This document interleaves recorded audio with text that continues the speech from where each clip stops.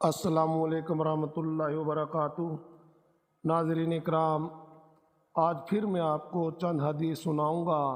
یہ حدیث بھی میں نے مولانا یوسف کاندھیلوی کی کتاب منتخب حدیث سے لی ہیں۔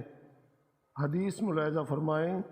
حضرت عثمان رضی اللہ تعالیٰ عنہ کے آزاد کردہ غلام حضرت ہانی رحمۃ اللہ علیہ فرماتے ہیں کہ حضرت عثمان رضی اللہ تعالیٰ عنہ جب کسی قبر کے پاس کھڑے ہوتے تو بہت روتے، یہاں تک کہ آنسوؤں سے اپنی داڑھی کو تر کر دیتے۔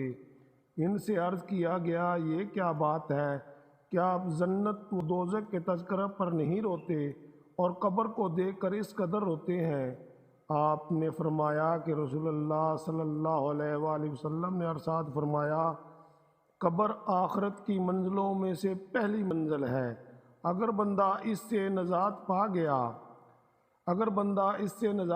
گیا تو آگے کی منزلیں اس سے زیادہ آسان ہیں، اور اگر اس منزل سے نجات نہ پا سکا تو بعد کی منزلیں اس سے زیادہ سخت ہیں۔